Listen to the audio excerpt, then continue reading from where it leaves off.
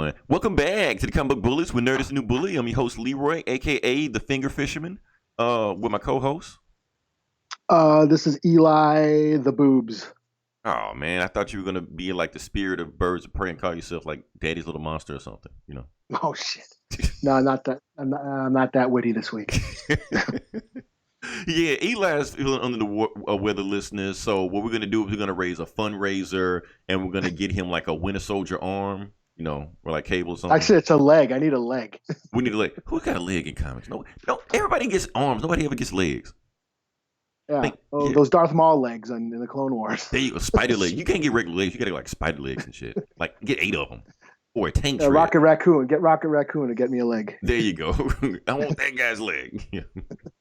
But and Eli, I want to thank you for actually advertising our merch, because for some reason we never do that, and you actually did yesterday. Yeah, that hoodie came in the mail. I'm still waiting on the Geek Savs.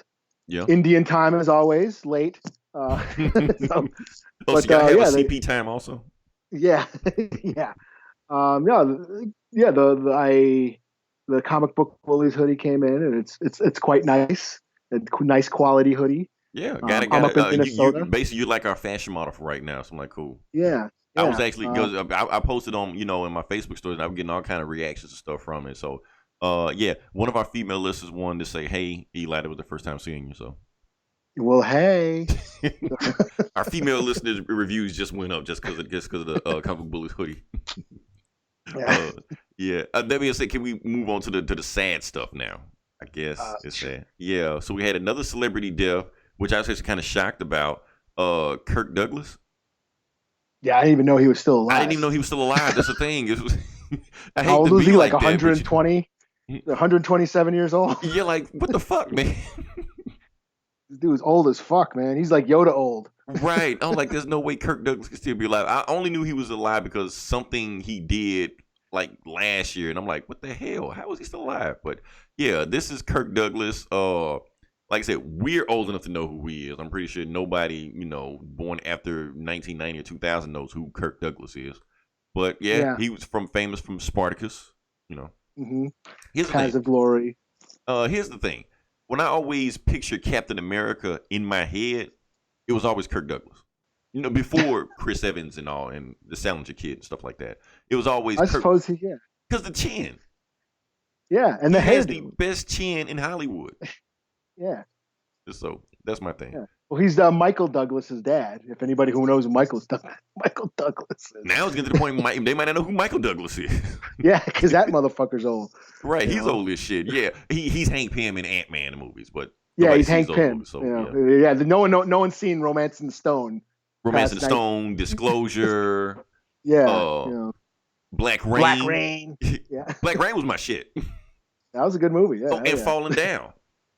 He was Joker before Joker.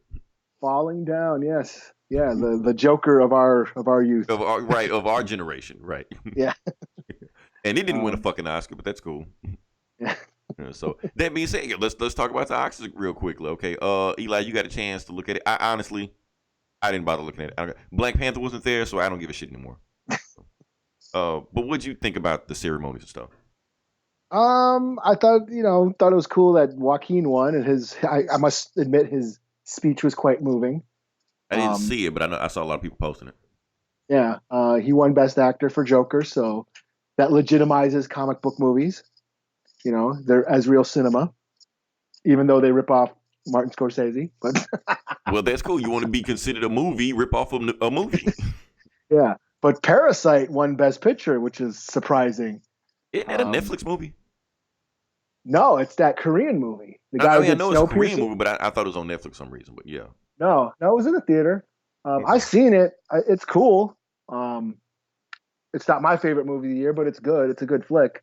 Definitely made me think. But no one expected that. That was just a surprise. Everyone thought like it was going to be 1917 because that's the one that won all the Golden Globes and shit. So right. It was kind of a like, what the fuck, Parasite, So I guess I don't know. As the Oscars, I think we still give them too much credit. I still don't like what they did. Eminem was on there. Who? Eminem. Surprise performance by Eminem. Yeah. What was the big? I mean, why? I know he did Lose Yourself, but why was he there? And I guess it was something about music in movies. They were celebrating like songs in movies. so did like a bunch of people show up? It was just Eminem. No, it was just him. But there was like a clip. They played a bunch of like songs, famous songs that you associate with movies. Like the Dirty Dancing song. Those original songs that when you hear, oh, that's from that movie. And then he played "Lose Yourself." Okay. So I just remember Mom Spaghetti. People went off. So, yeah. It's just weird. They made a big deal about it. Oh, Eminem showed up. Like, okay. Okay. I don't know. Yeah, I didn't expect that. I mean, I didn't expect it, but I didn't think it was like a newsworthy thing. Like, hey, he's a musical artist. He did a song. That's okay. He showed up and did his job, I guess. I don't know. But whatever. Like I said, the Oscars just rubbed me the wrong way because of the choice they was picking. Not the Oscar so white and the Oscar so male and the Oscar so fish person and stuff like that. Just the fact that what they did to Adam Sandler this year, that was wrong. Okay. Yeah, just the thing that now, not to say that Adam Sandler had a chance of winning, because like I said, Joaquin Phoenix was going to take the thing and just run away with it. But Adam Sandler won all these awards everywhere else, for Uncut Gems. And they actually made an official statement with the Oscars, said, yeah, we didn't even nominate him because he's Adam Sandler. I'm like, that's not right, man. I mean, you don't nominate a guy that actually did his job and did a pretty good job just because you don't like the guy? Like, come on, man. You got to do better than that. So, I don't know. It just seemed like a big popularity contest. So, well, yeah, that's pretty much.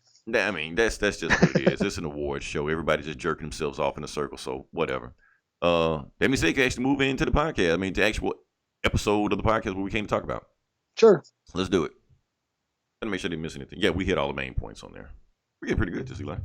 All right. And yeah, let's start off with the box office numbers and give it to me, Eli. What is the number one movie of the week? It's got to be Birds of Prey. You're not gonna say the whole thing? Well, I heard they changed the name. Isn't it Birds of Prey, Harley Quinn? Is that a thing, or is there just something some asshole on Twitter just said just to make up, and everybody just ran with it? Like, is this something like Harley Quinn and the Birds of Prey? What's it called? Well, it's called. Okay, I got it written in front of me because I'm gonna say this one time, and I'm not gonna say it again because I'm gonna forget it after that. Birds of Prey and the Fantabulous Emancipation of one Harley Quinn. Who the fuck thought that was a good idea? Yeah. You know what? I actually saw an interview on Margot Robbie, and the reason she's the one that came up with the title. And the reason she came up with the title because of these fucking Australians think that having long ass titles is funny. Okay, it's not funny. No, leave that shit wherever the fuck down under. That being said, we'll come back to Birds of Prey. Number 2, Bad Boys for Life. So finally dropped down to number 2. Number 3, 1917. Number 4, Doolittle. Number 5, Jumanji: The Next Level. Number 6, The Gentleman. Number 7, Gretel and Hansel. Number 8, Little Women. Oh, the first one was Gentleman, other Little Women. Okay. Number 9, Star Wars Episode 9. Why is it still in the theaters? What the hell? Yeah, why? Surprise. It's a zombie. Why won't you die? All right. Number 10, Knives Out. Which also is surprising. Knives Out came out before Star Wars, didn't it? Yeah. Hold on, let me see Knives Out. Well, after Oscars, they always like kind of re-release movies. And Knives Out was nominated for shit. So I'm sure, I'm sure Joker, and you're going to see Joker back in a fucking... Oh, yeah, because check this out. After Knives Out, then you have number 11, Parasite. And you have number 12, Jojo Rabbit. Yeah. Which I think Taika Waititi also won an award. Yeah, he won Best Screenplay or something. One of the Screenplay Awards, original or adapted. I can't remember. And he dedicated it to indigenous youth, which was kind of cool. Yeah, and it's kind of funny that he's Jewish playing a Nazi. Well, not just Nazi, playing Hitler. He's Maori. Wait, he's like both, isn't he? No, he's Maori. He's from New Zealand. Those Polynesian. Okay, I thought somewhere they said like he's that, but I thought he also said he's Jewish also. Oh, maybe, who knows? Maybe, but yeah, he is a brown guy playing Hitler. Yeah, and the first of his race to win an award. So there you go, Oscar so white. Yeah. Yeah. Yeah, so that's you, Eli. You want to get into it? I mean, like I said, we broke down that, and basically we're not gonna do the whole show on Birds of Prey, but we're just gonna just give our quick thoughts on it and kind of move on to just other things on it. Uh, you did it. We were gonna record last night. Some things happened. I was unavailable. You went ahead and potted anyway. I didn't get a chance to listen to the Geek Sab episode. I'm gonna check it out after this because it's going to be the last one for a while because Anthony goes on tour, so he's going to be gone for at least a month or two. oh damn, okay, So 4 weeks. 4 bumped weeks out. will fly by. Yeah. Yeah. So like I said, Eli, I have no idea what you think about the movie. I haven't seen anything. Because other movies you'll post, I like this, or don't like that. So go ahead, give it to me. What is your review? Well, I did post that I saw it, but no one asked me what I thought, so I didn't say anything. Well, fuck. So like you didn't even give me a chance to try to avoid you this time. But no, I liked it. I thought it was funny. I thought it was cool. It was I did have low expectations. I didn't expect much from it, but it was surprisingly entertaining. I was laughing. It was rated R, so it had that raunchy comedy, R-rated comedy, very violent, more violent than I was expecting. It was kind of like it reminded me of Deadpool in a way, as far as like, her narrating and addressing the audience, breaking the fourth wall. He was staring at the camera a couple times. Yeah, kind of had that Deadpool feel to it. Very over the top and campy. And yeah, the Batman Easter eggs were I was getting into all that. And did you stay after the credits? I did stay after the credits. Okay. And thought that was pretty funny. So my kid loved it. He's a Harley Quinn fan. He loved it. Had a lot of fun. We've been watching the cartoon. Oh man, one more episode left. Yeah, and we've been digging on that too. I surprisingly, I've never been a Harley Quinn fan, but lately I've been getting into that cartoon and some of the books that have been coming out lately, the Black Label books. I've been getting into. So no, I had a good time with it. Surprisingly entertaining. I liked it way more than I thought I would because I really didn't expect much from this movie. So yeah. Cool. Okay, you got a slap score on it. Oh, 4 out of 5. Go check it out. Cool. Good one. Okay. I guess I'll go. I'm trying to see what I can say that you just didn't say because you said a lot. Yeah, Eli, I liked it. No, actually, you know what? I didn't just like this movie. I love this movie. All right. I really enjoyed this movie. Like I was just like you, didn't have low expectations, but going to the movie, watching the movie, I was just finding myself way more entertained than I thought I was gonna be. I'm like, I'm really enjoying this movie. Like the whole thing about it, like Margot Robbie, like she is Harley Quinn. Like she nails Harley Quinn. Like she pretty much carries the whole movie. The movie was very stylized. It was very like energetic. It had a lot of energy to it. The action scenes were way better than I thought they were gonna be. Like, why are these action scenes way better for a Harley Quinn movie? And then it came out that the second unit team was actually the John Wick guys. Okay. Yeah. So you can see it. Shit. There's not a bunch of smoke and debris like in BVS or Man of Steel. Right. So I was expecting that type of action, but I'm like, no, this shit's actually pretty good. Like when she was in the prison scene and with the baseball bat with those. The baseball bat, which is I was breaking like, all the limbs and shit. Yeah, I'm like, this is way better than this has any right to be. Yeah. Ewan McGregor kills it as Black Mass. Now, like I said, if you're a comic book purist and you expect Black Mass to be a certain way, Ewan McGregor doesn't care. I doubt he even read what the Black Mass was in the comics. Honestly, I don't care either. The version he was playing way more entertaining than I've ever seen Black Mask in the comics anyway. He was kind of like a man-child, spoiled brat, and it was funny, he could watch somebody get their face ripped off, but if somebody like blows a snot bubble, that was gross him out. I thought that shit was kind of funny, Yeah. Zaz was there. He was just like supposed to be the Starscream of the bad guys, but did his job, was awesome. All the birds of prey, I like it. Matter of fact, the only real knock I have against this movie is that there wasn't enough birds of prey in the movie for me. They were all background characters, but when they did show up, they added punch to the movie. Black Canary, she was there. I like her arc in there, even though she had a very low arc in it. Renee Montoya, when she showed up, she was pretty cool. But I just love seeing Rosa Perez in anything. Yeah. That was my '90s crush. So just show you how old I am. Yeah. Who else? Meredith. What's it?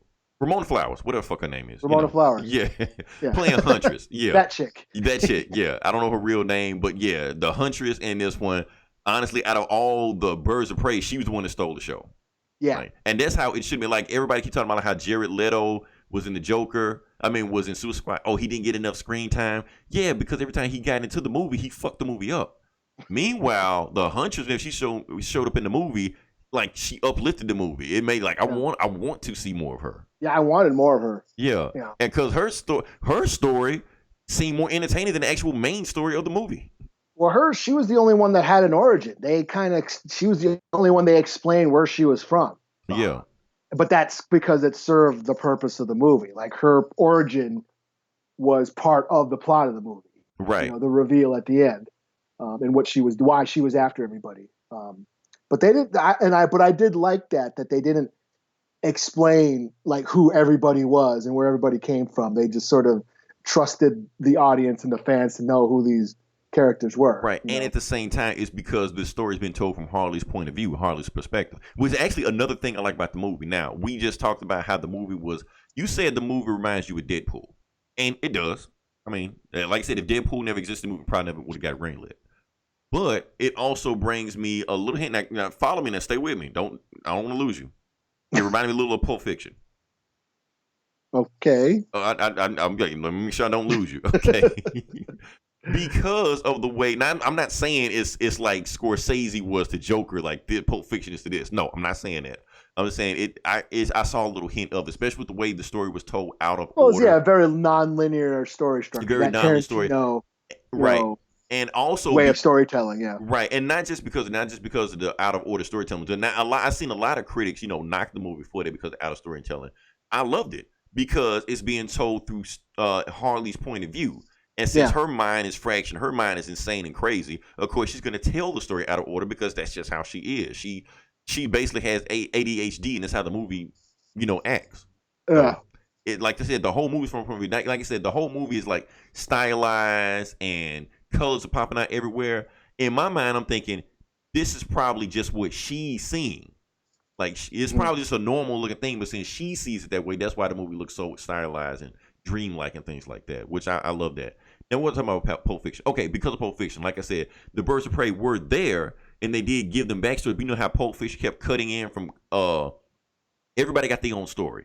They're over here, but eventually they intersect with each other. The story is told out of order. Same way Birds of Prey did. Yeah. It seemed like Hunter's storyline had nothing to do with the main storyline, but eventually it connected. The same thing with Black Canary's story and Cassandra Cain. Oh, I didn't talk about Cassandra Cain. Okay, now, if you're a comic book purist, what they did with Cassandra Cain is going to piss you off.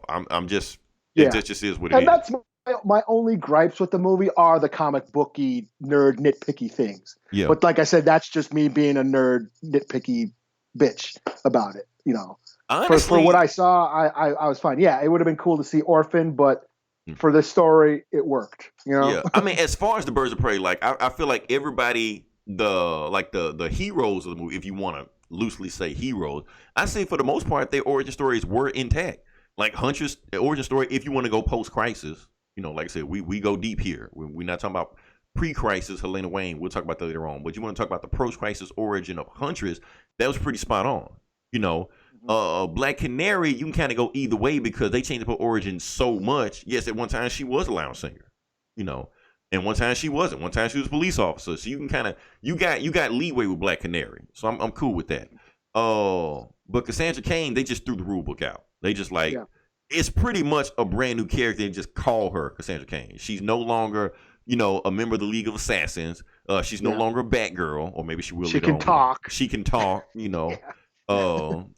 was like, y'all kind of missed out on an opportunity, man. You just want to just have a kid in here. But what if we had Orphan, League of Assassin, badass fighter that can even kick Batman's ass, And since Batgirl is missing from this movie anyway because she is a member of the Bird of Prey, you could have made that Batgirl since you don't want to touch Barbara Gordon right now.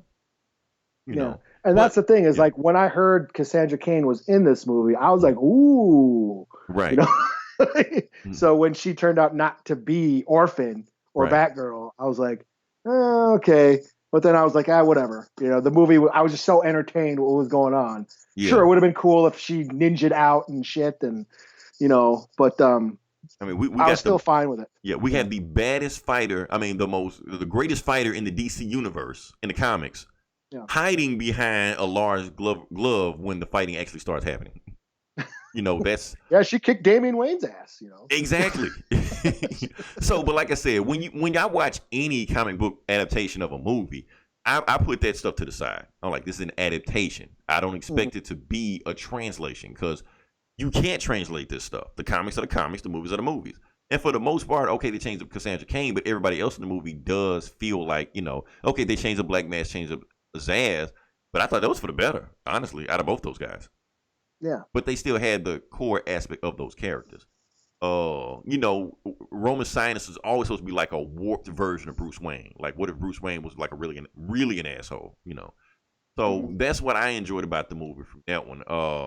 Like I said, and honestly, I think this movie is a lot deeper than people giving it credit for. Also, like, I, yes, the movie is stylized. The movie, is a stylistic movie. No, it's not a character study like Joker is. No, and it wasn't trying to be that. But at the same time, this is a movie that does explore themes. It does explore things of, Harley basically having an identity crisis. She's trying to separate herself from Joker because that's what she known herself as. It's stuff we've seen from Harley being explored in other mediums. The cartoon is on right now, in the mhm. comics, in the old Batman cartoon. When she got with Poison Ivy, it's the same thing in this movie where they explore that. What does she do after Joker? How does she redefine herself? Mhm. Even with Black Canary, because like if you want to go really deep with that, she's what you would call a foil to Harley Quinn.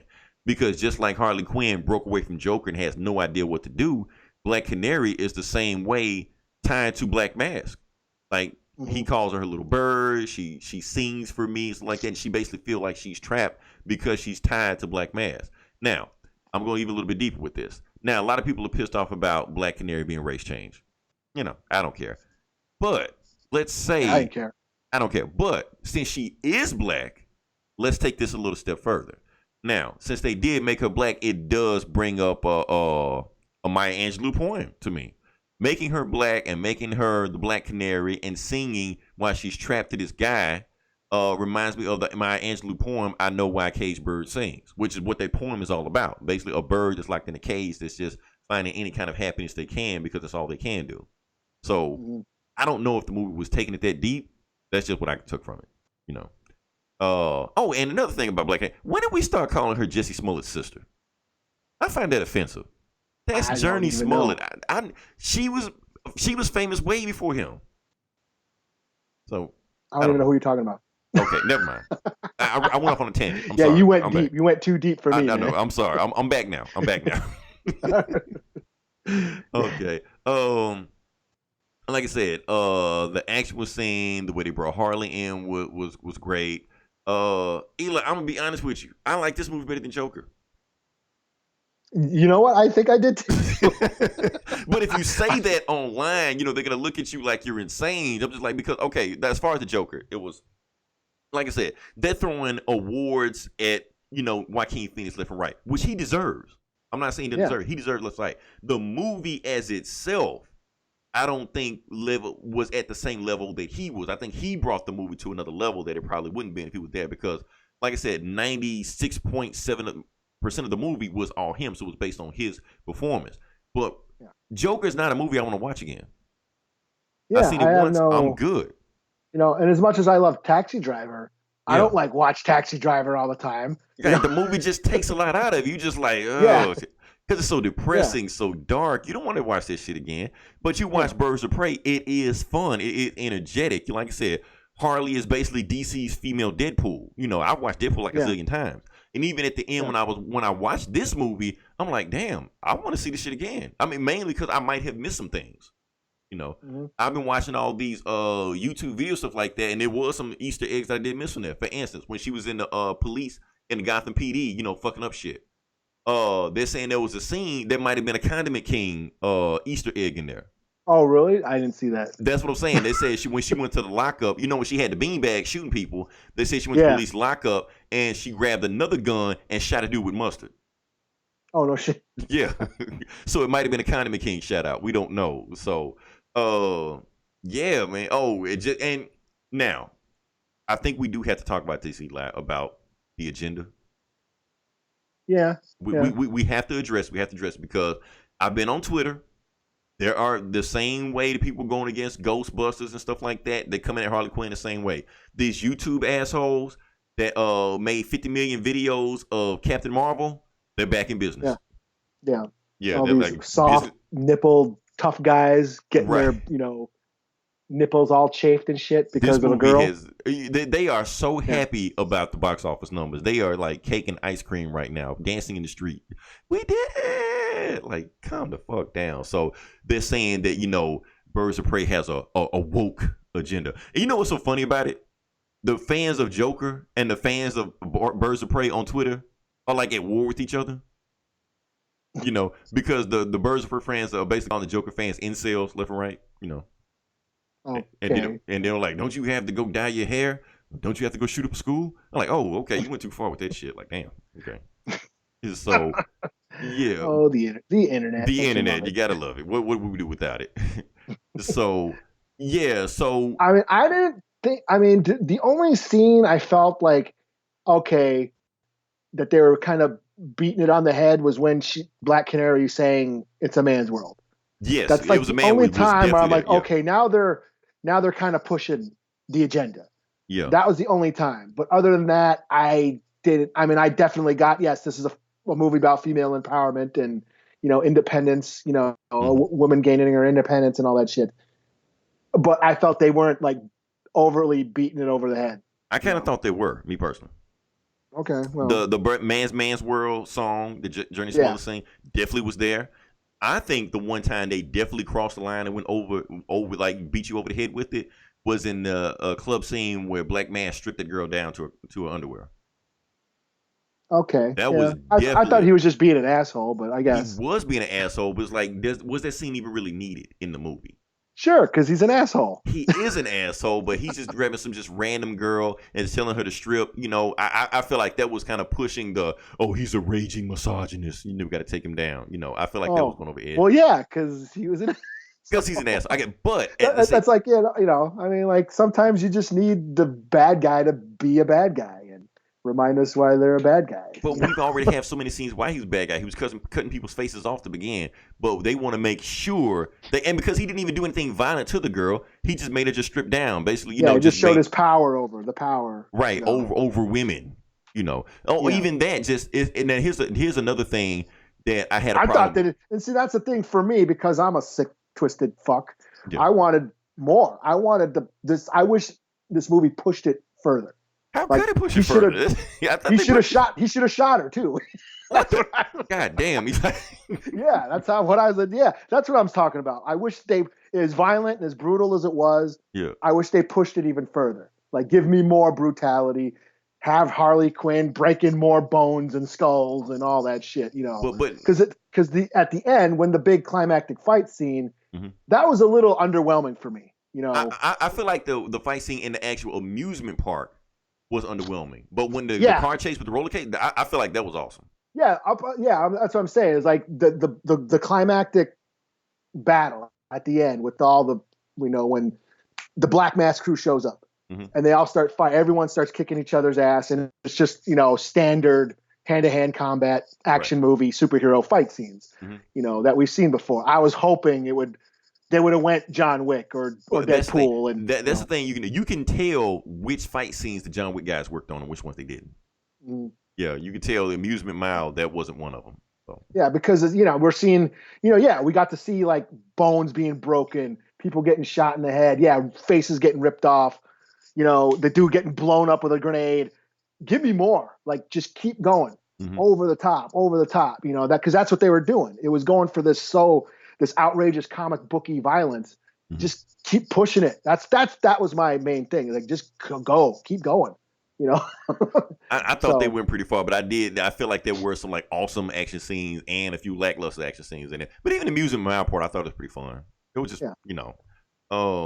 Another shout out by Amusement Mile. That is the same amusement park that was in The Killing Joke. Okay. Yeah, and it's also the last boss level in Arkham City. But I was about to say, it looks like the game. yeah, that's exactly where it was. But they got it from it all came from The Killing Joke. So yeah. Yeah. So what I was gonna say. Damn, lost my train of thought. Black Mass was. I can kind of repeat myself at this point. Yeah, like I said, awesome movie. I like it better than Joker. That's just me. The dickheads, the YouTubers. The dickheads. Yeah, Is this a comic book character? It needs to be trademark. I am the dickhead. Yeah, first there was the coneheads, now there's the dickhead. Right, fear my power. Because another woke agenda. Because, like I said, we said man's world. We also said when he stripped the girl down in the club scene. Oh, just the fact that every single man in the movie is an asshole. That's the same exact way when it was with Ghostbusters. Every single man in Ghostbusters was an asshole. The same with this one. Even the ones you think are okay, turns out to be assholes later on. You know. I suppose. Yeah. I guess I didn't pay attention to that. I guess I'm not. I don't look for that shit. And maybe you can say, yes, I was looking for it. Mainly, I was looking for it because Ewan McGregor actually did go on, the talk show. That's how he was promoting on the junket scene. Basically, like, this movie is about feminism and taking down misogynists, and my character is the ultimate misogynist, and they're planning to take me down, so they were basically promoting the movie as a woke agenda, Okay. Now, does that knock it for me? No, because it actually plays into the theme of the role of the movie. Like I said, the main theme of the movie is that Harley Quinn has been tied to an abusive man, and the only way she could free herself from that, even identity-wise, is to associate herself with other women. Yeah, and the moment she breaks up with them, she loses his protection. Right. So she loses her identity, so to speak, because that's like who she.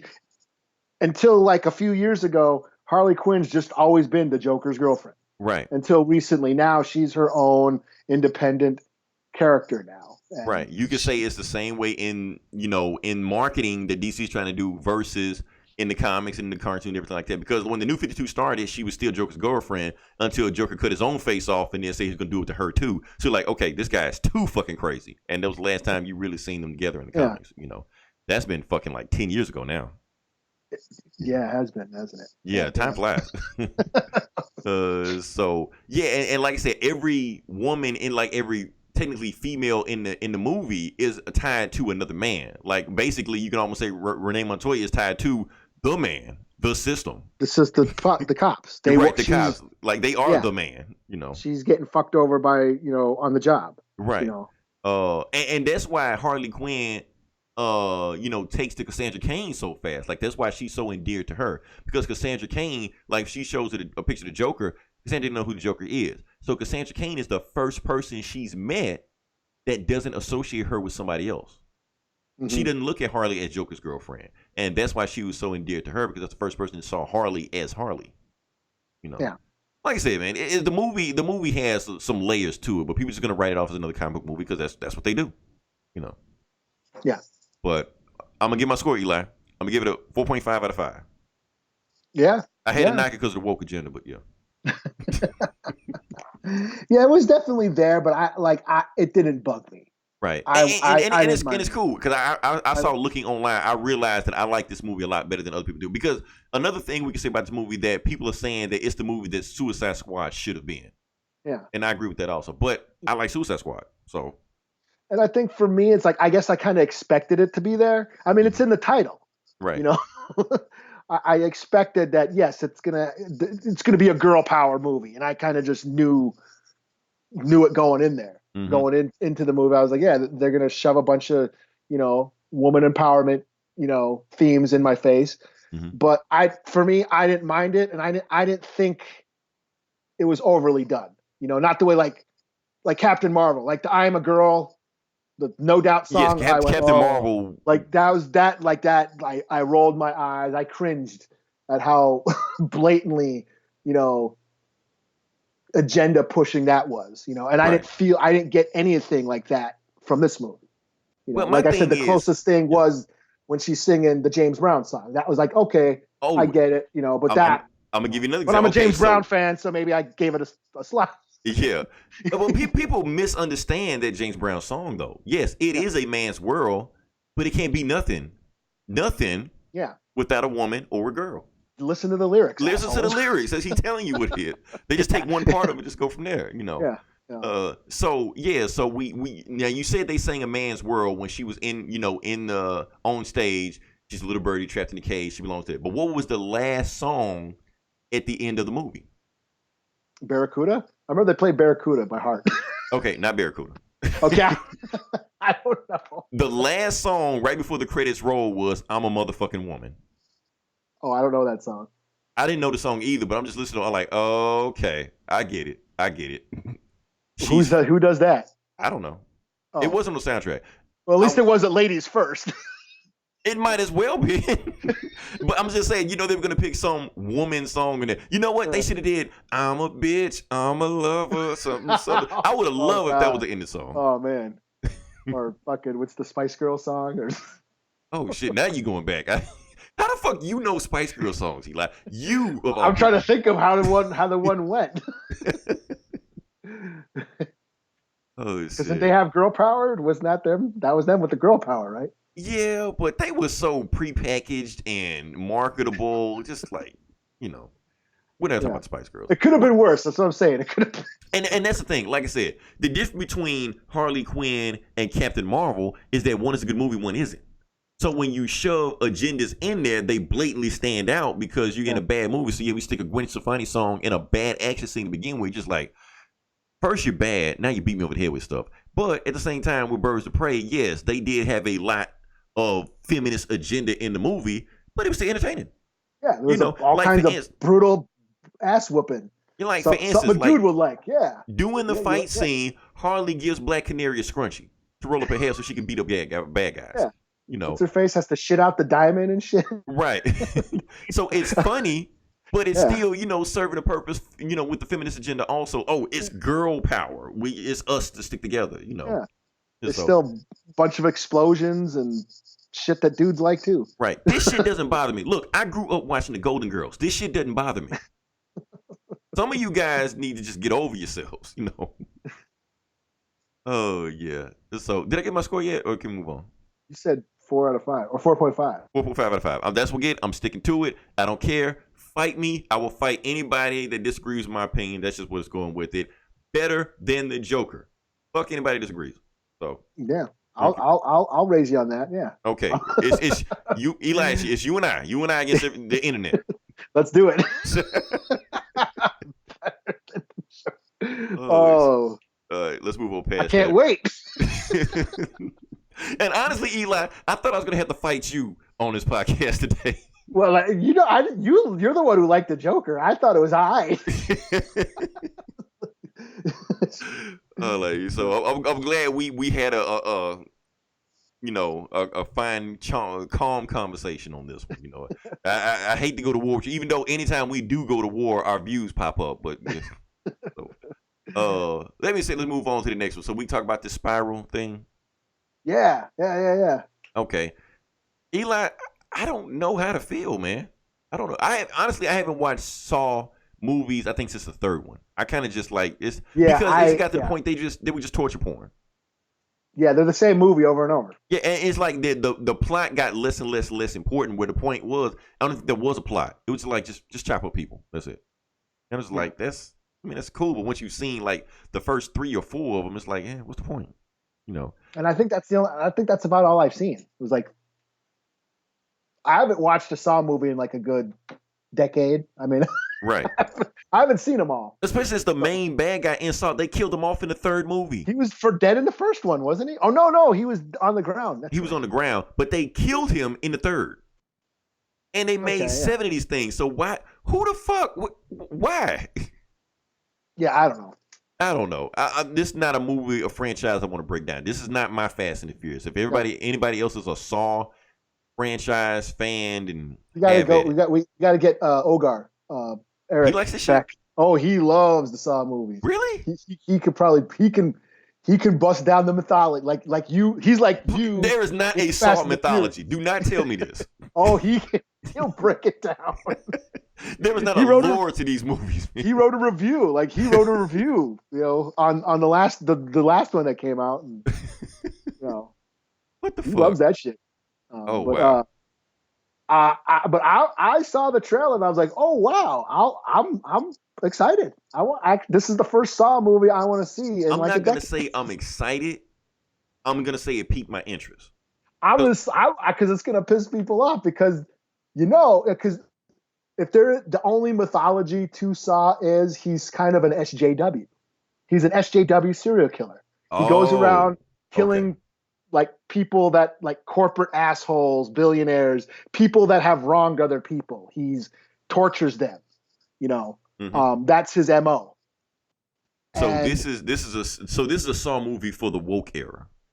Yeah, this is a Saw movie, and I think he's going after cops this time. Oh shit! Okay, I mean, because the thing that caught my attention was Chris Rock in a horror movie. Like when I first heard about this like 6 months ago when they was even making it a thing. I'm like, well, that can't be true because I think Jordan Peele has something to do with this movie. I think so. So, like executive producer or something. I don't know for sure, but yeah, I was like, there's no way this can be a thing. And I see the trailer, I'm just like, this really exists. So I'm curious more than anything else. You know. Even if the movie is bad, I feel like I might watch it as a so bad it's good movie. I'm sure it's going to have something to do with police corruption, because that's what Saw does, or what's his name, Jigsaw or whatever, Spiral. I don't know. That's what he does. He tortures people that have wronged others. Sort of a kind of a twisted Punisher. He's kind of like the Punisher when you think about it. Yeah, I thought about that too. Like he Dexter sees these, was like that. Yeah, and basically he gives them a chance to kind of redeem themselves. I was like, if you live through this, then his MO is he comes up with some elaborate torture device. Yeah, to get at him, and of course they never do. If they ever do like a Batman movie with Riddler's the bad guy, that's how it needs to be. Yeah, I can see the Riddler doing shit like that. But yeah, I saw the trailer. I was like, oh wow, so Jigsaw versus cops. Okay. But that's what you saw, but I saw Chris Rock in a horror movie. I'm just like, oh yeah, okay. No, this is gonna, all the conservative Hannity demo are gonna like be so pissed. Like I said, we'll have to see. This will be the first. I don't do horror movies anyway, but this one I was like, okay, I got to see what the hell's going on with this. Well, those guys that are bitching about Captain Marvel and Birds of Prey right now, this is going to be their next one to bitch about. I want to see what they do. Yeah, they're going to town on Birds of Prey. It's new videos popping up every time I turn on YouTube. Yeah. Let me see what else we had. It was something else we had. What else we had, Eli? I can't remember. Sam Raimi. Oh yeah, let's actually talk about some comic book shit. Yeah, you're dealing with comic books. Yeah, so Sam Raimi, is it rumor or is this a thing? It's really happening? It's rumors that he was in talks. It's not official yet, but he had been approached to direct Doctor Strange 2. Okay, for those who don't know who Sam Raimi is, he created classics like House of Dead, Evil Dead. That's what. I got confused with the video game. Okay, so Evil Dead, Dark Man. Yeah, which is a classic. I don't care what anybody says. The comic book movie. Even though he's not a comic book character, that's a comic book movie. Well, that's what they were doing around that time. They were taking like comic book tropes and making original characters. That's how RoboCop is. Mm-hmm. Yeah. Yeah. Even though Frank Miller did turn around and write comics after based on the character, but that's whatever. And Spider-Man. He directed the 3 Spider-Man movies. The good ones. Yep. Well, two and a half ones. Yeah, the two and a half ones. So Spider-Man 2, and Sandman. Right. So Sam Raimi is in talks with being, and it's a perfect fit. Yeah. I think it may be a perfect fit because the thing is, like, Sam Raimi, is a great director, and Marvel has a habit of not hiring great directors. Yeah. So I'm wondering. I think because Sam Raimi's proven that he can do zany shit. Yeah. I mean, he can do like his wacky, crazy movies, but then he can go around and do like For the Love of the Game and like drop Simple Plan and dramas and stuff that isn't crazy. So he's kind of like Ron Howard in a way. He has a distinctive style. When you let him loose off the leash, Right. He can go nuts. But he can also work with a studio as well. So it's like the best of both worlds. Okay, I see what you're saying. I see what you're saying in that one. So it's just hard to believe. It's just I mean, if they get Sam Raimi, I'm interested. I'm way more interested in that movie now than it was before with whatever the fuck the other guy name was. Yeah, because that's an auteur. Right. He is an auteur. He has a distinctive style, and it may be the first one that Marvel's ever had, like one with a very distinctive style. It would have been like if Spike Lee came to the MCU. When you watch a Sam Raimi movie, it's a Sam Raimi movie. Because I mean, well, you can say James Branagh, Gunn or Kenneth Branagh. He was under like plays. He was always directing movies like Hamlet and shit. And he was from the theater. So when they gave him Thor, he turned Thor into Shakespeare, basically. And Thor was never Shakespeare. No. Yeah, that's not what he was meant to be. It's like Taika Waititi actually nailed the tone of what Thor was supposed to be, which I don't understand why nobody ever got that before. I mean, he's basically like you were saying, like all those rock metal songs you were saying when they were talking about Valhalla and stuff like that. That's what Thor is. Mm-hmm. Come to life. So it just makes sense. Like, damn, that's what Thor is. That's what he's always been. Like, he's sort of kind of silly, sort of kind of goofy, but still strong, but still like rock metal playing behind him while he's swinging his hammer and shit. That's what Thor is. So, Sam Raimi. This is a perfect fit. If they're gonna do multiverse, Doctor Strange shit, Sam Raimi is like a perfect match for that. And plus, he's a horror director. He has horror roots. Yeah. So if Kevin Feige still really wants to make a horror movie, because everybody's saying they fired the last guy because he won't do horror, Kevin Feige doesn't. If you bring Sam Raimi in, that's definitely the direction you're trying to go. Yeah. Because he can do horror. I mean. Oh yeah, and zany horror like Army of Darkness. It's the third Evil Dead movie. It's not really a horror. I mean, it has horror, but it's just a whacked out comedy. It's a horror comedy. Right. And that was PG-13. So, I'll even say this. Those first Spider-Man movies kind of are the blueprint of the MCU. Yeah. Well, that scene, the Doc Ock scene in the hospital. Yes. That's straight Evil Dead shit right there. Right. It's like it came out of nowhere. You're like, whoa, what the fuck? Yeah. That movie took a left turn into Evil Dead territory. That's why that movie's awesome. Right. Like, I'll just throw this shit just to remind and just scare the shit out of these kids. Yeah, I'm Sam Raimi, motherfuckers. Like, there was a chainsaw. There was an actual chainsaw. Right. And so, but here's the thing why everybody else is excited about it, and that's this. They keep missing the forest for the trees. For some reason, they think since Sam Raimi may or not direct this movie, they think that Spider-Man might show up in this movie. And not just the Tom Holland version. Tobey Maguire. Like, it's the multiverse? Stop. I hate talking to these guys sometimes, to be honest with you. The MCU, man. Everything's connected, man. Everything's connected. I mean, they could do it if they want to, but let's not even go there. Because first off, Sony wants to shove the MCU in their movie so bad. They're forcing this shit down your throat now. They said and then Tobey Maguire would be Sony, wouldn't he? Tobey Maguire would be Sony, right? Yeah. So. Which they could easily throw Tobey Maguire in any one of, like Morbius or Venom, anything like that. They could easily throw him in there. Yeah. Because they have the right to do that. But I don't think Sam Raimi is gonna put. But then they threw Jay Jonah in Far From Home. They did, but that was still a Spider-Man movie, so technically that's still Sony. Yeah, it's not like he showed up in Hulk or anything. Yeah, that's right. Yeah. But still, yeah, that's all. Like I said, and like I said, if he get in the movie, I'm excited for it because I wasn't excited about Doctor Strange before.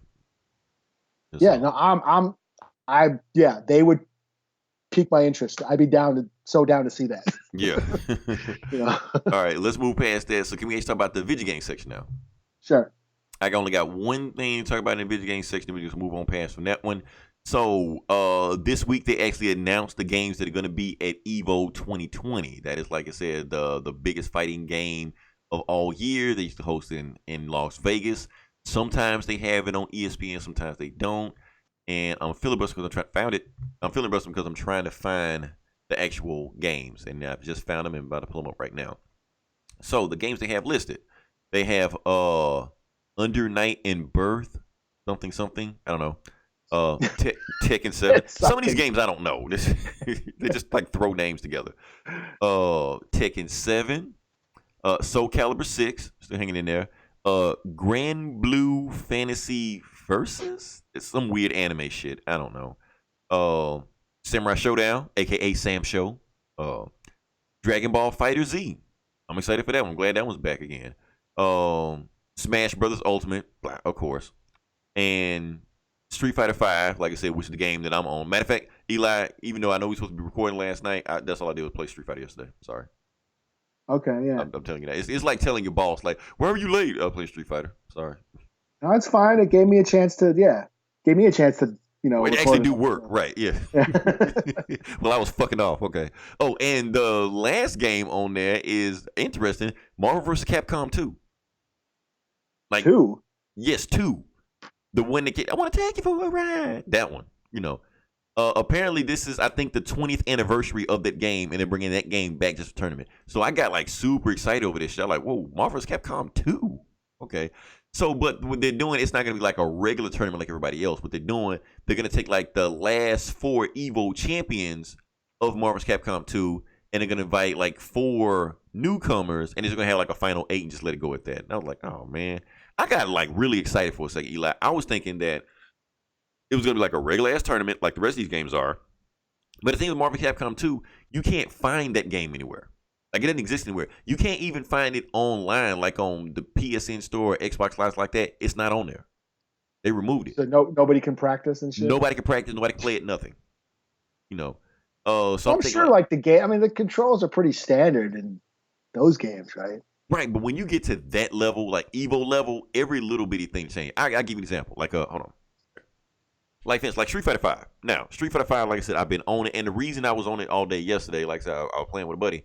But they made an update where they changed a whole bunch of stuff on the game. Then when I change stuff on the game, I mean stuff like, okay, this move used to take 6 frames to pull out. Now they changed it to 4 frames when it pulls out. Now, that didn't sound like much. When you play the game, it changes everything. So now I got to do this move because my other combo don't work. Now this combo might work, and I got to relearn everything I just learned. So when you play it at that level, like even little bitty things like that in Marvel vs. Capcom 2, to succeed, you got to play the game at that level. So it's an interesting game. It's different than any other game on this list right here. But I want to see how they go. But of course, the guys they have there, they're gonna play the game. They know how to play the game at that level, and they have the game, and they can practice stuff like that. Because these guys, like if you check their YouTube channel, they still play the game. They kept the game since then. They pull out their old Dreamcast, playing the shit on there, Yeah. So that's how they play the game at the level. But there's one game I didn't name. Eli, can you name the game that I didn't name that people saying that's a snub? Mortal Kombat? Mortal Kombat game? Mortal Kombat. Yeah. No, all the games I named, Mortal Kombat 11 wasn't on there. So everybody was like, why the fuck Mortal Kombat is on there? Nobody knows why Mortal Kombat isn't on there. It actually did better streaming numbers than the majority of the games on here. Yeah, it's weird. Maybe some people saying maybe the sponsors had an issue with it because all the blood and guts and shit like that. Maybe the sponsors had trouble with it. Maybe they're saying Mortal Kombat is making their own tournament and they didn't want to deal with Evo. Who knows what's going on? It's interesting because they just dropped a new character. The newest character they dropped in Mortal Kombat was the Joker. Yeah, and he like fucking insane. Like he'll beat you to death with a Batman doll and shit. So I want to see what that game. I would have been loving to see that at Evo, but oh well, not gonna happen. So yeah, Marvel's back. So it's gonna be an interesting tournament. That being said, can we move on to the next part of the podcast? Sure. Okay, so like I said, this is Comic Book Bullies, where we talk about the comic books, and we're gonna talk about the comic books that came out this last week. And I guess I'm gonna start it off, Eli, with the X Minute. Not just the X Minute, but the X/Fantastic Four Minute. So this is X-Men plus Fantastic Four #1. Okay. Trying to remember what happened in the book. Okay, so the book starts off with alien invasion.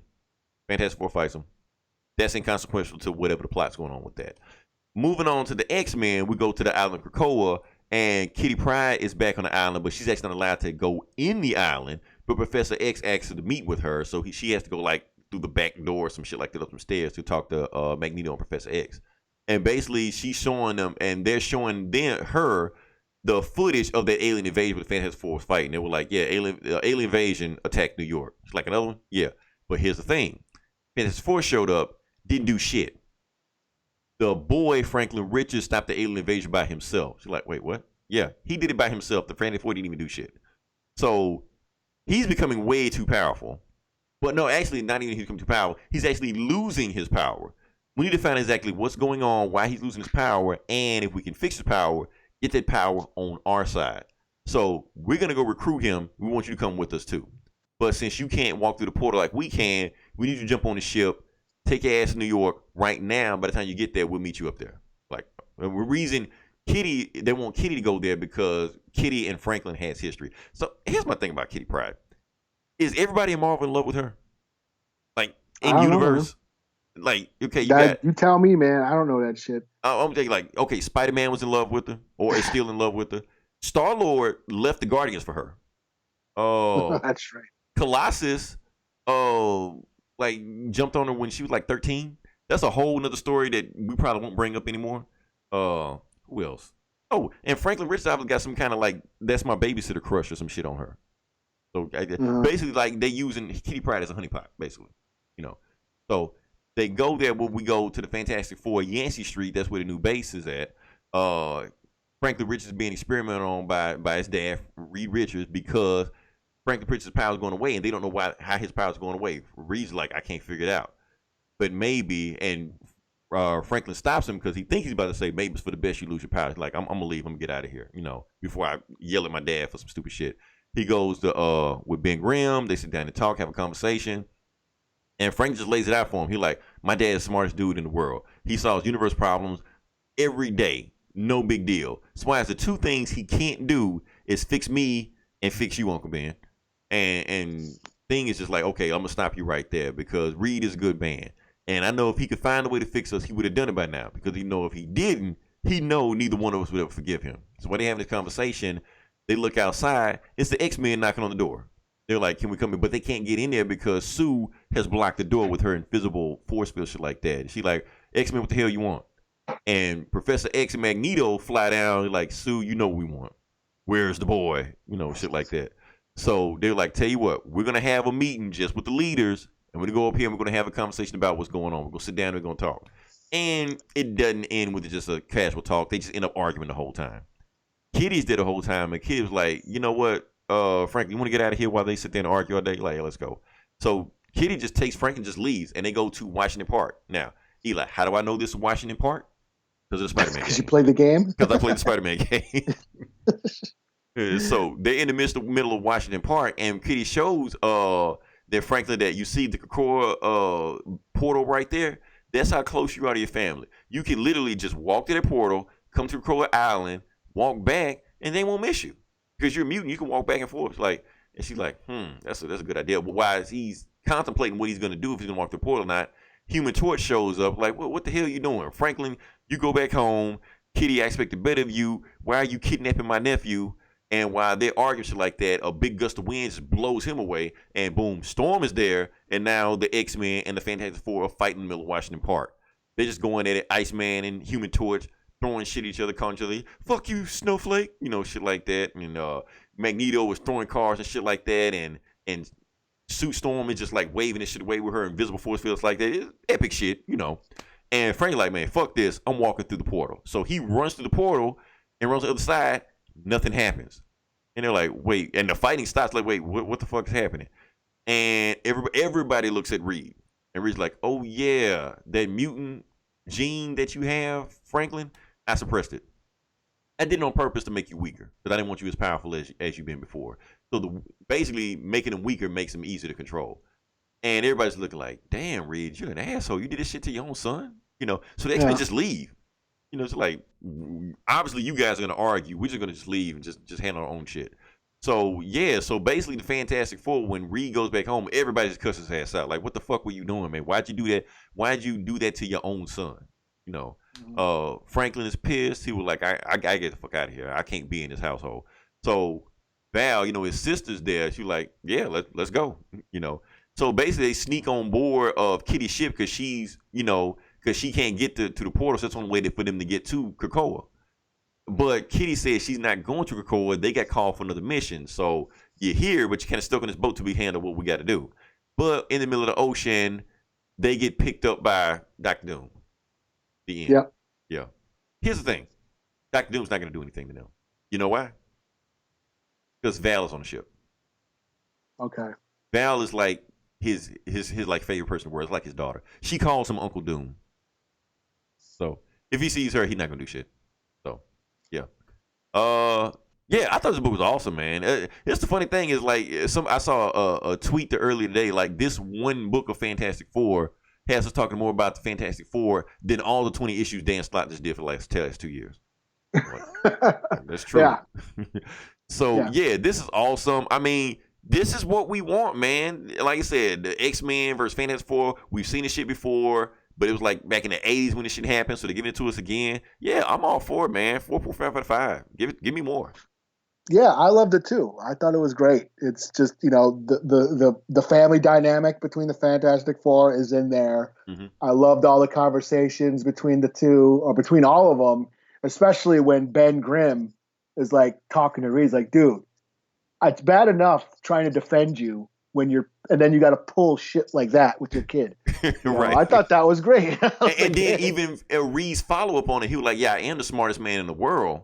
But what I really need to be is a better father. Like he finally realized this shit. And even Sue comes at him like, yeah, your intentions were good, but you were wrong in this situation. Like you fucked up.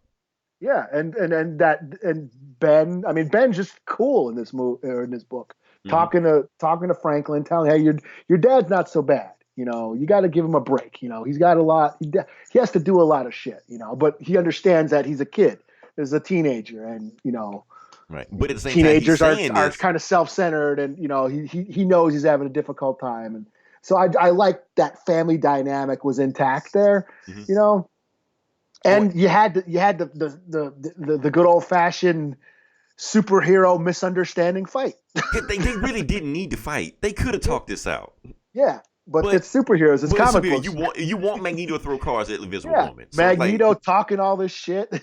Oh, that was funny. You think you're better than us? Magneto's like, yes. Yeah, well, yeah. We think we're better than you.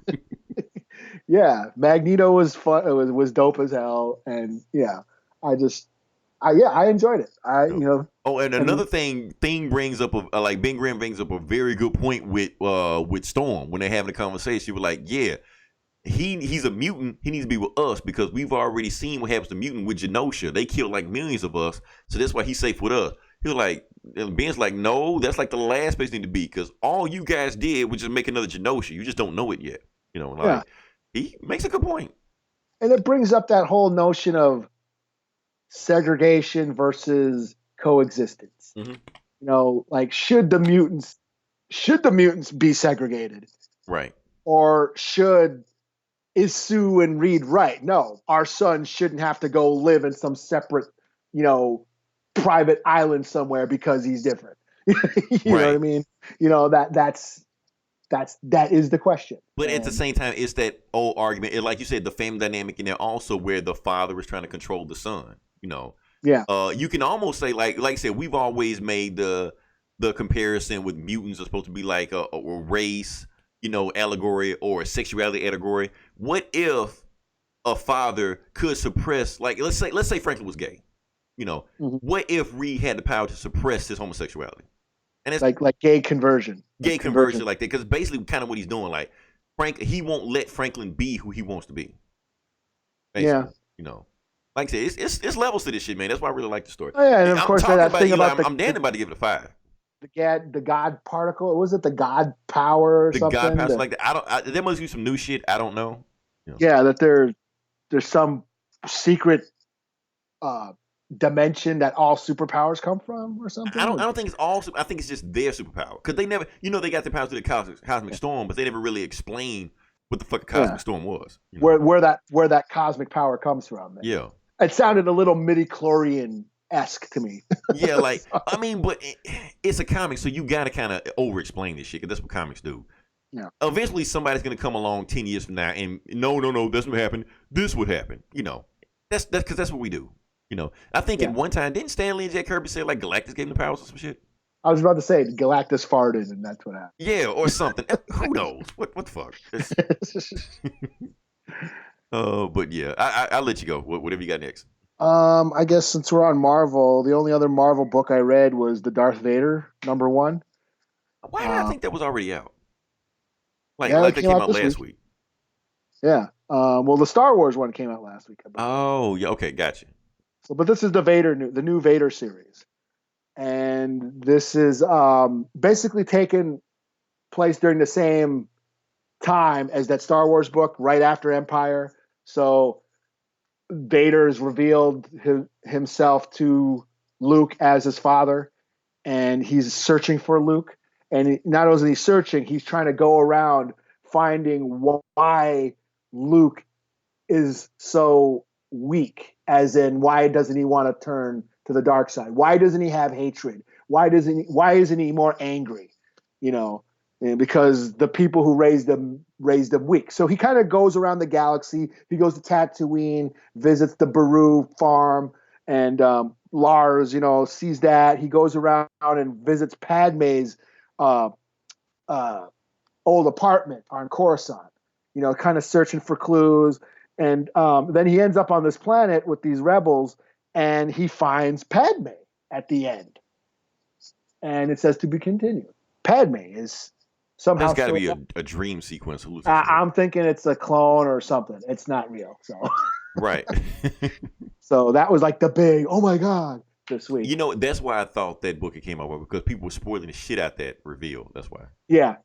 Is Padme alive? Blah, blah, blah, blah, blah. I was like, either she's a clone or she's a hologram or it's something, All right. So I give it a 4 out of 5. I enjoyed it. The Vader books are like the best Star Wars books out of the Marvel comics. Mm-hmm. Yeah, that last run was pretty awesome. What you were explaining to me. Yeah. So I give it a 4 out of 5. So. Okay, cool. Want to do the Batman one? Batman 88? Sure. Okay, yeah, I'll do Batman. I read 88. That too. Okay. So we got Batman 88. This is third part of, I guess, that Tinian's run, the designer storyline or whatever. So the dark design. What we see is Catwoman digging up a grave at the beginning of the story. She's like, come on, where are you? Where are you? Then she calls Riddler out of nowhere. It was like, Riddler, we have this conversation. Tell me what you know about this. Is everything that's happening true? What's going on right now? Is the designer coming back? And Riddler's like, yeah, all this is coming back. Oh, you didn't tell Batman about any of this shit, did you? Like, oh yeah, you fucked up. When he finds out, you're gonna be fucked up. And apparently what she was digging up was Joker's grave, which looked like he's been there for a while. Yeah. So how that happened, we don't know. But going on past that, anyway, we're gonna go to Batman is apprehending Cheshire, who got hit by a fucking truck last issue. He gets she's all right. Yeah, she'll walk it off. Yeah. Yeah. So he gets a call from Lucius Fox. Lucius Fox telling him that the black block. That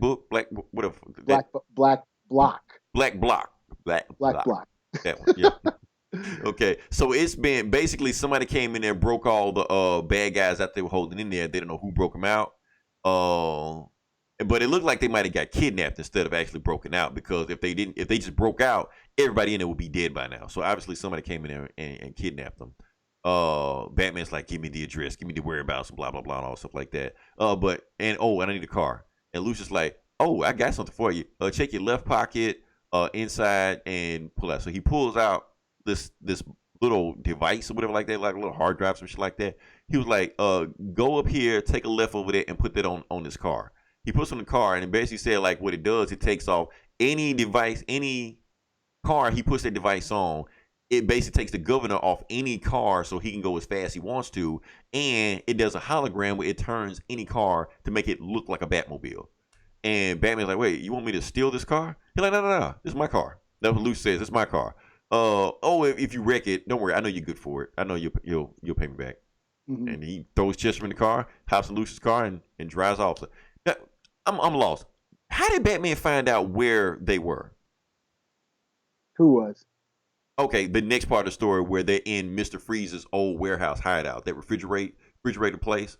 Penguin has all the assassins tied up and shit like that, and he basically telling them, because I think Penguin is talking to Catwoman. Like Catwoman's still on Batman's side. Is that what happened? Yeah, and Patwoman. Jesus Christ. You're worse than me, man. Suffering succotash. Black block. Right. Catwoman is talking to Batman, and she is basically revealing all the information she's getting from the Riddler. Riddler knows what's going on. Riddler's been talking to Penguin. Penguin's kind of on his own, kind of saying fuck everybody and kind of doing his own thing while the shit's going down. Okay. So back to the refrigeration warehouse where Mr. Freeze used to put everybody shit like that. Basically like this meat locker, whatever you want to call it. All 4 assassins are tied up. Penguin basically said, I tell you what, the 3 of you guys, I'm gonna double whatever you would pay to come down here and kill these people. You get out of Gotham right now, and you stay gone for at least 1 year, and that's it. Now, Slade, you're a bigger problem, so you name your price. What do you want to do? Slade, like you can't afford me anyway. You know why they doing that? Batman crashes through the meat locker, hops out of the car, and Lucy's like, you wrecked my car, right? He's like, bill me. And Batman just goes wrecking shit, just beating the fuck out of these dudes like that. It's awesome. I just like watching Batman just break people's nose and shit, Because there's some like no-name assassins anyway. One of them's like a Green Arrow villain, but who gives a fuck? Like beat shit out of them. While he's beating the fuck out of these guys, it turns around, he misplaces Deathstroke. He don't know what Deathstroke is. Deathstroke turns around and has a knife to Penguin's throat. He was like, back up, Batman. Stop kicking the shit out of my guys. And one of you guys go get Cheshire. You got Cheshire? Cool. And he slits Penguin's throat. And Penguin just falls to the ground and starts bleeding out. And he basically tells him, okay, Batman, you either chase us or you can sit there and maybe get Penguin to a hospital or patch him up like that. Because if you don't do something with Penguin right now, he's going to bleed out. Okay, bye. We're about to go finish our mission and finish our assassination targets. And they disappear while Penguin's bleeding. So Batman's like, I can patch up your throat. Just give me a second. Penguin's like, nah, don't worry about that shit. I'm telling you what the fuck's going on right now. So the 4 of us made a pact some years ago. Penguin, me, Riddler, and Catwoman, basically to kill you. We made a pact to take you down. Some shit went down. Kill Bruce Wayne.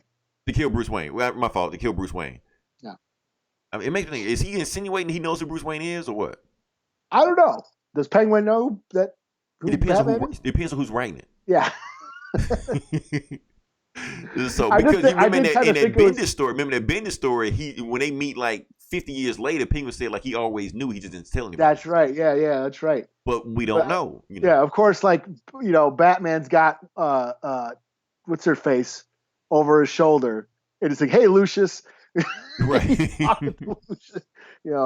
So. Yeah, so who knows? And plus, out of those 4 guys, the other 3 know who Batman is. So Penguin's the only one that doesn't know. Like Riddler knows, Catwoman knows, Joker knows. So Penguin may or may not know. I don't know. But anyway, that's that story. And then cut back to the Catwoman. She gets beat up by these grave diggers all of a sudden. From nowhere. They throw her in the grave with the Joker and start filling up the grave. Somehow Catwoman tries to break out, but the grave diggers won't let it out. Then one of the grave diggers gets smacked in the head with a huge giant mallet, and you know what it is? Harley fucking Quinn. Just in time for the movie. Just in time for the movie. And Catwoman's like, what the hell are you doing here? And she's basically like, oh, this goes way deeper than you think it is. And then the book ends. So yeah, but this is like the first time Harley's been in a Batman book in years. Like she just didn't show up in Batman books anymore. No, she hasn't been around in a while. Yeah. So it's actually kind of weird seeing her in a Batman book. Because she's been Suicide Squad and all this other shit. But yeah, it's pretty cool story. Tini is doing more of his things where he got these weird ass gadgets and shit like. He basically turned Batman and James Bond basically. So, I'm still trying to figure out what this designer story is, but I'm pretty sure it's more gonna unfold like that. I give it a 4 out of 5. The art is awesome. I love the way you draw Batman. Great. It is so fucking sick. And that's why I love it. March. I think that's what his name is. Art? Yeah, and just the way he just like the panels with the action, the way the action flows in between panels, like Batman just gun butting the guy and elbowing the guy and head butting the guy. I'm just like, okay, that's fucking all. I can just watch panels of this shit all day and I'm happy. But even like the textures, like the cape, the textures of the cape and the wrinkles of the clothes, like that whole grave digging scene with it's raining and shit, and the Joker's grave and his coffin, the ruffles of the coffin. It's art is sick. Yeah, that's what's selling the book. That's the selling point to me right now, the art of the story. But still, and the story, it's just like Tinian's just writing a action-packed blockbuster. Right. But I do feel like this, that the more the story is going on, the more I'm interested in seeing where this mystery is going. I want to know who the designer is. I want to know what the fuck Harley Quinn is doing here, besides this tie-in for the movie. Yeah. Because the fight scene, the action scenes were great. It was all, like you said, those panels of just how they're trading blows, And I love it when artists do that. Yeah. When they just, like, no talking. It's just panel of just action and flow. Yeah. Like Jim Lee is a god of this shit. That's why the X-Men were so popular back in the 90s. And that's what is going on with this book. Like the action is just flowing. You can see the panel and you can see the action in your head just unfolding. Like a Kung Fu movie. Yeah. Yeah. Like every panel is like a different blow, a different strike, a different punch. It's easy to follow. Yeah. You can see. Cool. Yeah. Each shot is a different strike. It's cool. Yeah. So they're just letting this guy let loose. So yeah. Yeah. So yeah, that's all I got. All right. What else? I guess I'll do the Joker Harley Criminal Sanity #3, the Black Label. But then I was like, yeah. This one slowed down for me. Kind of went into flashbacks about the Joker and his childhood and all that shit. It was kind of a filler issue. I mean, at the end, they find another victim. I remember this Joker is in this story arc, this Elseworld story. Harley is like a serial killer profile working with the Gotham PD, and she's tracking down a serial killer known as the Joker. So it's its own story. It's not in continuity. So, but this Joker serial killer, he's killing his victims are making them look like famous art sculptures, like the Leonardo da Vinci, the what's it called, the Naked Man drawing. There's like the Venus de Milo. No, the chick with the missing arms. Missing arms. That one, yeah. They found a victim like that at the end of this book. So that was like the big twist was at the end. So this book was kind of a filler issue until the very end when the new victim was revealed. They find a new victim. So yeah. I don't know, man. I heard that this is 9 issues. So how is it 9? Most Black Label books are like 3 and out. Yeah. So I mean, I was really into the first 2 issues. Now I'm finding out like this is going to be a 9-issue arc. I'm like, damn, man. I mean, the art is still cool. I like the dark tones of it. I mean, this is a straight up adult oriented serial killer, hard boiled detective story. But like 9 issues, man, at $6. I don't know, man. I don't know. It's kind of an investment, So, and especially after this one, it just felt like this was just filler. Like, let's get to it, So I don't know. I give it a 3 out of 5. Okay, I guess. Last book I have is Immortal Hulk, Great Power. Yeah, I almost got this, and then I was like, how am I? Eli, you're supposed to be your wheelhouse. I don't know anything about this. I was like, nah. Fuck you, Marvel. You almost got me, Marvel. You almost got me. Because it feels like that Infinity Warp shit where they was like combining heroes and just do it. Like, that's what this feels like. Yeah. Basically, this is on the cover. It's Spider-Hulk. Yeah. Yeah.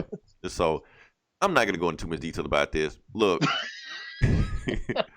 Loki takes the power out of Hulk because he thinks he's a good guy now, but he actually the power goes to Spider-Man. So Spider-Man's a Hulk. They put him to it. Basically, the Fantastic Four show up to try to fix the situation. What they do is that they rebuild the gamma bomb that gave Hulk his powers to begin with. But it's like a mini one, just because Immortal Hulk has powers to like drain gamma people now. Yeah. So they give him just enough gamma power to turn him into like a mini Hulk. So he's just Green Banner, just shredded. That's all. But he fights Spider Hulk, drains his power. He becomes Hulk again. Hulk says, "Peter Parker, I remember you, even though I know you made Mephisto erase everybody's memory. Even better than you are, I remember you. If I meet you again, we'll be cool. I remember that, so I won't kick your ass. Bye. That's in the story. Really? That's it. It's one shot. Nobody fought nobody or nothing. Oh yeah. Spider Hulk fights the Thing, and at the end, so Spider Hulk, can he shoot webs? Yeah. Well, the web's a mechanic, so he's still swinging. Okay, I suppose, yeah. He's swinging, but he's swinging through buildings. I'm like, why does he need to swing since he's the Hulk and he can just jump? He can. So, but he's swinging through buildings. So, okay. Yeah. I guess. Yeah. And here's the thing. This was I thought this was gonna be like Deceased, like a miniseries, because it was Tom Taylor. They're like, Tom Taylor's finna go nuts with this book because that's what he does with these. It was just, it's a one shot story that one and done. Apparently that's what they're gonna do. They're gonna just have like different writers do one shot stories with Immortal Hulk. They got another one coming, I think, in April or May or some shit like that. That's just what they're gonna do. This is a one shot. They're gonna do another one shot with something, and so they're gonna fuck up the Immortal Hulk. Basically, that's what happens when you become successful. Damn you, Al Ewing. So, we got a 5. I was disappointed, man. The reason I bought the story, not because of Spider Hulk. I'm like, ooh, Spider-Man Hulk. No, I bought it because of Tom Taylor. Tom Taylor has not let me down yet. I was just like, this was a waste of time. It really was. I could have just passed by this shit altogether. Hold on. All I got. I'm done. Yeah, that's all I got. Oh wait, I thought you usually had more shit than me. No, well, we read all the same shit. Oh, almost. Well, guess so. So we kind of I read Fantastic Four, and you read Batman, and so. Oh well, I guess that was quick. Okay. Yeah. Definitely. If you listen this long, definitely like, share, and subscribe. Definitely listen to our sister podcast, Geeks Av. Oh, and our other sister podcast, Comic Cast. They got insulted when I didn't mention. Oh, did they? Yeah. So they're our sister podcast also. Geeks Av. I said Geeks Av. What's the other one? This is Geeks and Comics.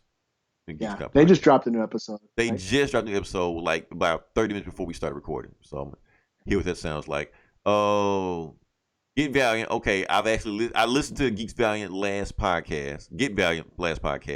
And the Hoodoo guys are on the Get Valiant podcast now, so it's like all of them now. Oh, so they joined forces. Yeah, they joined forces. They're the Avengers of. Oh, what's the Valiant the rip-off version of them? Or whatever. Harbinger. Right. Yeah. That's what they are. Okay. Instruments of Destruction. No more Talking Balls. Maybe Wrestling Council, I think, but I don't know what they're doing with that. And yeah, like I said, buy our merch. We're gonna start promoting this shit more. We go from there. Eli's got some new shit coming in. He's gonna model that for you too. To all our female listeners. So. And next week we'll come with some other shit. Oh yeah, happy Valentine's Day. If we don't get a chance to talk to you guys, hopefully everything goes well for you. Until then, this is Leroy. This is Eli. And we'll talk to you next time. Same bullet time, same bullet channel. Okay, cool.